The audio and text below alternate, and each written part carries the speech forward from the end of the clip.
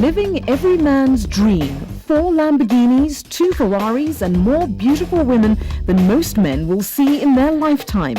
But what he really wants is respect. Meet Lonnie Jackson, the flamboyant and controversial owner of Teasers, a business that's making more than 40 million rand a year.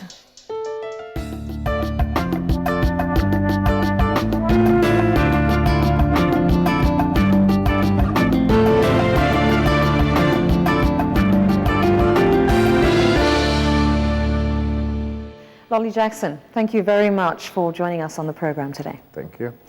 I think one thing that people will obviously say about you is you're certainly not shy. So let's talk a little bit about who Lonnie Jackson is first off. Who are you?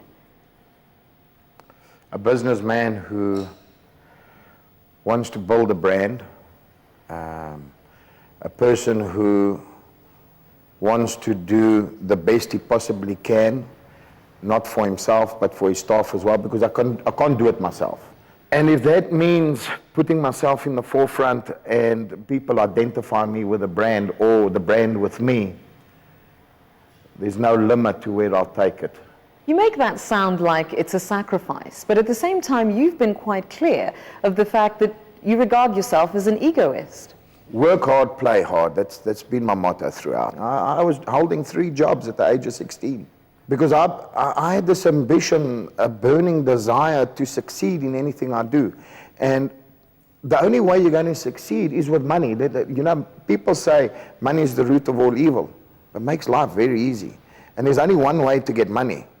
You've got to work for it. But is this about you then, in essence? All of the teasers and all of this is really about Lolly and really nobody else, because it's about you and your success. Correct. Now, if I'm successful, what about the people that I'm pulling with me in that success? Because I can't do it myself. I push myself. I come to work at 7 o'clock or 8 o'clock in the morning. I'm at work. And I leave at 2, 3 o'clock in the morning. What made you go from being a guy who sells paving or is in the paving industry to someone who owns a series or even one strip club? I went out one night and I'd been invited by a girl to go and take her to a show, and I walked into a club, and the clubs that I went to, that this girl took me to, were dark, dingy. You couldn't see who was sitting next to you. They had carpets, so your feet stuck on the carpet. They had that musky smell. I ordered some food. It was shocking. And I said to myself, you know, there's got to be something better than this. There's got to be something in this industry that can change. And yet I've done it. I've taken this whole industry and I've turned it on its head. I've brought it into the limelight. Before, it was known as a seedy, drug-infested, put together with prostitution. I've taken it, I sat down and I said, I want the tees without the sleeves. I said, I want to sell a fantasy. And that's what I'm doing. I sell a fantasy. And the minute that fantasy becomes a reality, I've got no more business. So what is the fantasy that people are looking for when they come to Visual Viagra. I said to myself, I want to open up something that is, I'm going to get a niche in the market that I can make a good living out of, and I can push the envelope within the confines of the law and within the legal parameters that are available to me. Do you have drugs in your establishment? I am anti-drugs. You know, even from a young age. You are anti-drugs. I can't tell my staff or my customers, don't take drugs in my club. That I can tell them. But what they do on weekends or what they do in their own time, I naturally can't tell them what to do. But all my staff know that if they come to work on a Monday and they hung up from some rave that they've gone to, and they come in here with their pupils looking like pinpricks, I fire those people. Customers, the same applies. I've thrown many customers out of my venues that sit down and try and offer drugs to the girls and things like that. It's something that bothers me. And as a businessman, I don't want to be part of that.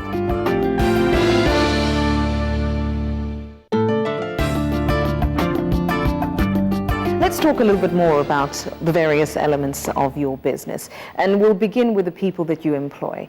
A lot of them, you've quite categorically stated, come from outside of the country, Bulgaria, Russia, not South African. That'll be another issue as well. How do you recruit them? When I started within this industry, there was maybe 5, 6 clubs. There were maybe 20 or 30 girls going around that would do the circuits.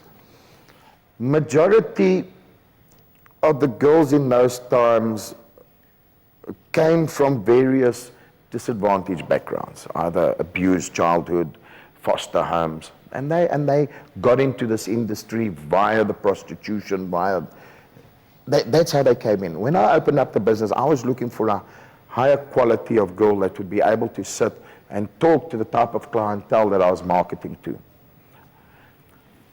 So I started advertising and started bringing in people from other walks of life, bank tellers, legal secretaries, those type of girls started coming in. So the quality increased. Now, the minute the quality of your dancer increases, the quality of your clientele will also increase. So the woman changed, but being in the country that we are, where if we take the resources that are available to me, it's not that great.